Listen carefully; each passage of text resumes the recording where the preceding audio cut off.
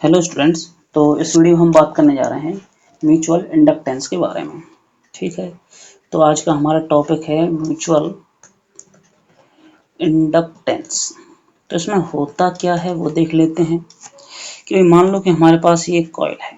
ठीक है, ये हमारी कॉइल है और यहाँ पर हमने एक गैल्वेनोमीटर लगा दिया है। जो हमारी कॉइल है इसको मान लेता हूँ मैं सी। एक हमारी दूसरी कॉइल है, जो दूसरी कॉइल है वो इस तरीके से है, उसमें एक बैटरी सोर्स कोई मतलब लगा हुआ है। ठीक है, इसका वोल्टेज भी मान लेते हैं।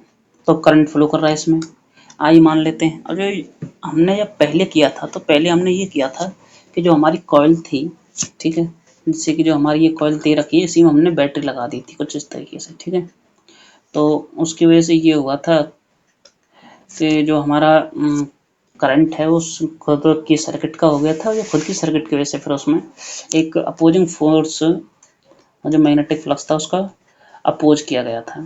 ठीक है, सेम वैसे ही अब यहाँ पर हमने करना क्या है कि अब हमारी जो कॉइल है वो हमारी खुद की कॉइल में करंट का फ्लो नहीं हो रहा, वो दूसरी कॉइल है।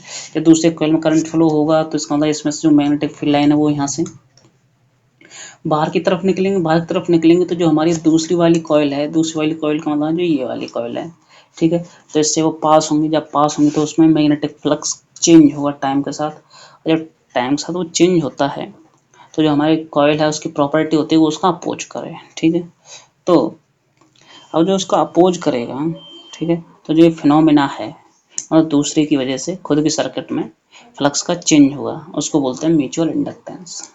ठीक है, और सेम जैसे हमने पहले किया था कि जो हमारा फाई है प्रोपोर्शनल होता है करंट के, सेम वही अभी यूज करना है। तो फाई इज इक्वल टू यहाँ पर हमारा आ जाएगा एम आई। एम होता है कोफिशिएंट ऑफ म्यूचुअल इंडक्टेंस। ठीक है, तो इसको लिख सकते हैं हम कोफिशिएंट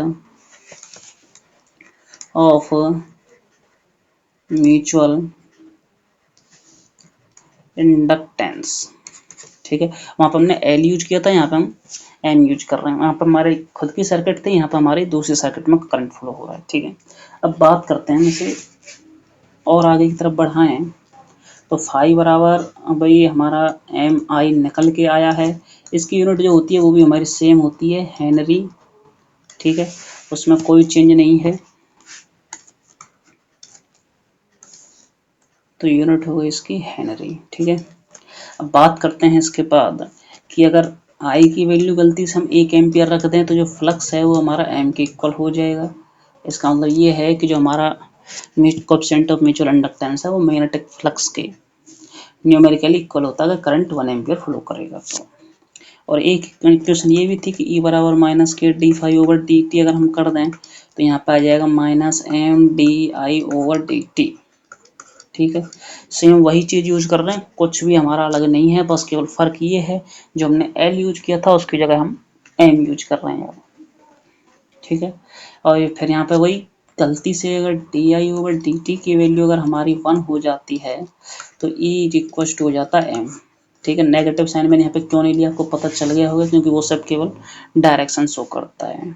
तो नेगेटिव साइन अगर मैं कहीं पर नहीं ले रहा हूँ तो इसका मतलब ये है कि मैं डायरेक्शन को कंसीडर नहीं कर रहा हूँ, मैं मैग्नीट्यूड की बात कर रहा हूँ सब केवल। तो इसका मतलब म्यूचुअल इंडक्टेंस जो ईएमएफ इंड्यूस्ड होगा उसके डायरेक्टली न्यूमेरिकली उसके इक्वल हो जाएगा। ठीक है, यहाँ से इसकी वैल्यू निकल जाएगी।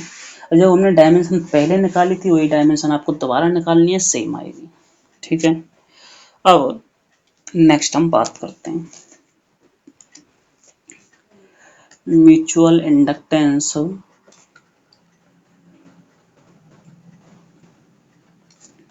ऑफ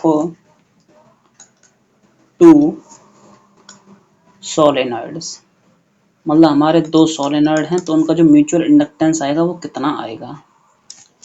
तो यहाँ पे मैंने दो सोलेनॉइड लिखा है, म्यूचुअल कोएक्सियल नहीं लिखा है। ठीक है, तो कोई अगर मैं एक्सियल बनाता तो उसके लिए फिर मुझे डायग्राम कुछ अलग बनाना पड़ता। कुछ अलग का मतलब है कि जब डायग्राम आता तो बहुत गंदा सा हो जाता, आप लोग उसे देख नहीं पाते। तो मैं क्या करूँगा, मतलब डायग्राम दोनों का अलग अलग बना दूंगा, फिर बाद में वैल्यू बताऊंगा आप लोगों को कि कैसे निकालनी है।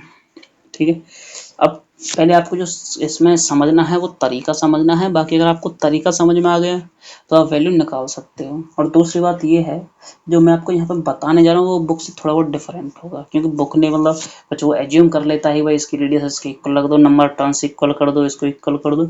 तो मैं अभी सिंपल केवल जनरलाइज कर रहा हूँ, मतलब दोनों के लिए हर एक वैल्यू उसमें अलग अलग है, ये बात मैं एज्यूम करके चल रहा हूँ, ठीक है। तो मान लेते हैं भाई यहाँ पर हमारा ये एक इंडक्टर कॉइल है, ठीक है, और एक हमारी इंडक्टर कॉइल है ये वाली। तो करंट का फ्लो हो रहा है इस वाले में, करंट हो गया इस वाले में, इसको मैं कॉइल को C1 मान लेता हूँ, इसको मैं C2 मान लेता हूँ, ठीक है, फॉर सेक ऑफ सिंप्लिसिटी।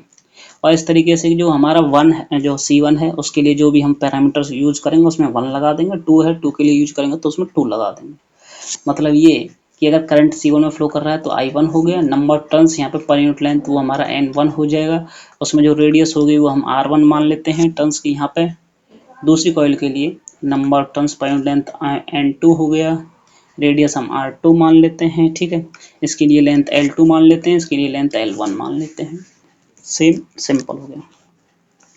बात आती है भाई करंट ऊपर वाले में फ्लो कर रहा है, तो इसका मतलब ये है कि जो मैग्नेटिक फील्ड होगा वो तो ऊपर वाले की वजह से होगा। तो जो मैग्नेटिक फील्ड आएगी वो आ जाएगी हमारी B1 की वजह से, वो हो जाएगी हमारी mu naught N1 into I1, ठीक है, ये तो है मैग्नेटिक फील्ड। अब इसकी वजह से फ्लक्स किसका चेंज हो रहा है, हमारा C2 का। तो इसका मतलब जो हमारा फ्लक्स होगा C2 का, उसमें जो मैग्नेटिक फील्ड है वो तो B1 की वजह से आई, और इनटू हो जाएगा एरिया ऑफ A2, ठीक है। ये हमारी एक कॉइल का एरिया है, ये बात याद रखनी है A2। अब हमारे पास नंबर टर्न्स हैं कितने, N2, लेंथ कितनी है L2, तो जो टोटल नंबर वो हो जाएगी हमारी एरिया वो हो जाएगा N2 इंटू L2, ठीक है, टोटल नंबर ऑफ टर्न्स निकल के आ जाएगा यहाँ से। अब जो हमारी वैल्यू निकल के यहाँ पे आएगी वो हो जाएगी mu naught N1 I1, area को लिखना चाहें तो पाई R2 square N2 into L2 लिख सकता हूँ मैं, ठीक है।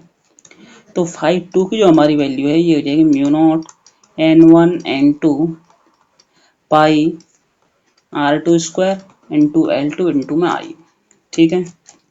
तो जो ये वाली वैल्यू अभी यहाँ पे बची हुई है ब्रैकेट में, अगर हम कंपेयर करें जो हमारी पहली इक्वेशन थी कि भाई 5 बराबर होता है हमारा MI, तो जो हमारी M की वैल्यू होगी वो हो जाएगी म्यू नॉट N1 N2 पाई R2 स्क्वायर इंटू L2, ठीक है, ये इसकी वैल्यू है। अब यहाँ पे एक चीज़ याद रखनी है कि जो हमारी जो कॉयल है C1 करंट उसमें फ्लो हो रहा है, फ्लक्स किसका चेंज हुआ C2 का।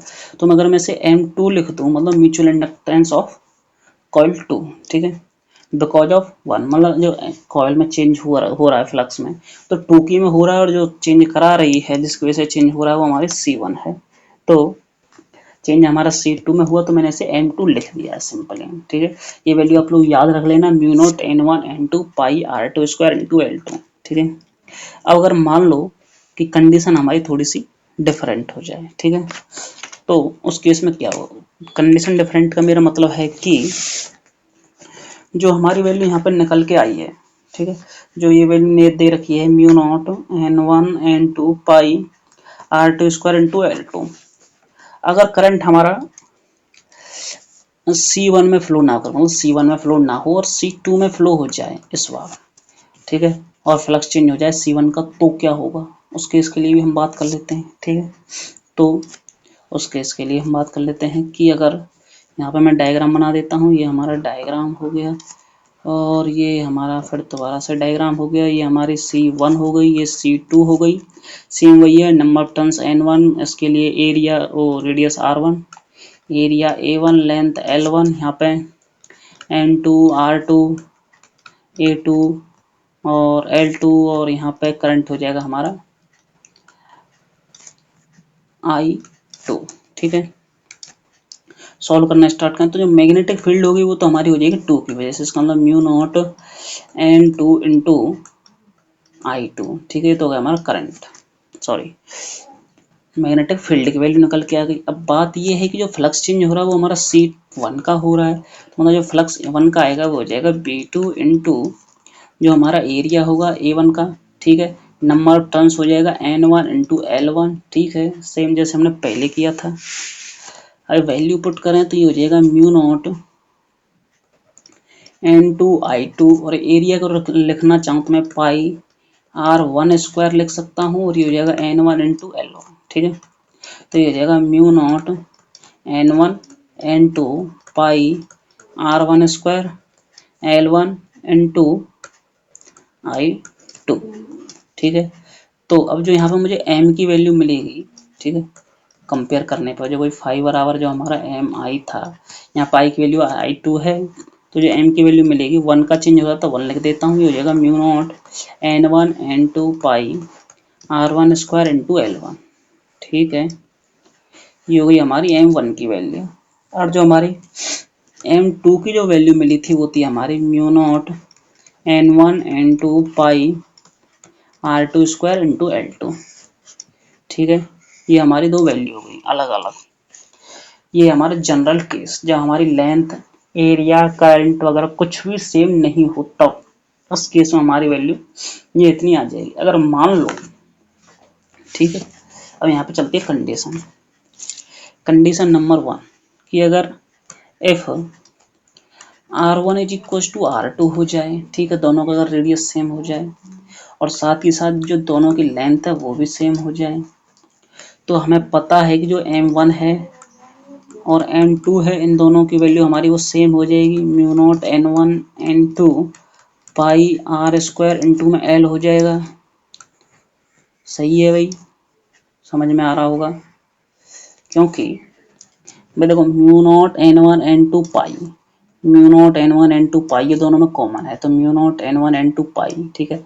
तो इसमें तो मतलब कोई फर्क पड़ने वाला है नहीं भाई, नंबर ऑफ टर्म्स अलग रहे तो कोई फर्क नहीं पड़ेगा, क्योंकि n1 और n2 दोनों ही आ रहे हैं हमारे। इसके बाद R1 स्क्वायर है, यहाँ पे R2 स्क्वायर है, यहाँ पे L1 है, यहाँ पे L2 है। अगर ये दोनों भी हमारे जब इक्वल हो जाएंगे तो इसे हमने R स्क्वायर L लिख दिया सिंपली, तो इसका मतलब M1 M2 हमारे इक्वल हो जाएंगे उस केस में। तो यहाँ पर जो आपको याद रखना वो ये है कि अगर जो हमारे दो कॉइल हैं, ठीक है, अगर उनमें दोनों का रेडियस सेम है, लेंथ सेम है, तो जो दोनों का कोएफिशिएंट ऑफ म्यूचुअल इंडक्टेंस आएगा, M1 निकालें या M2 निकालें, मतलब या तो 1 की वजह से निकालें या फिर 2 की वजह से, उन दोनों की वैल्यू हमारी सेम हो जाएगी, ठीक है।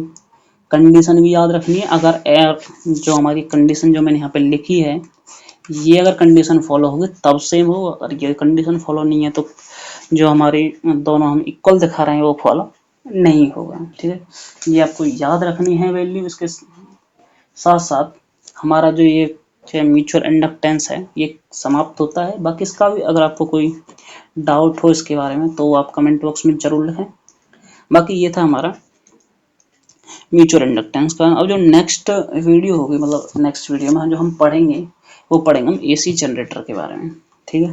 क्योंकि अभी हमने मैग्नेटिक फ्लक्स में वैल्यू निकाल ली है, तो एसी जनरेटर पढ़ने के बाद फिर वहाँ से हम एसी करंट है उसको स्टार्ट कर सकते हैं। क्योंकि अगर हमें पता ही नहीं होगी जो हमारी वैल्यू है वोल्टेज की और करंट की जो हम यूज करेंगे एसी में, वो कहाँ से आई है, उसको हम डायरेक्ट यूज करना स्टार्ट करें तो सही नहीं रहेगा, ठीक है। तो मिलते हैं नेक्स्ट वीडियो में।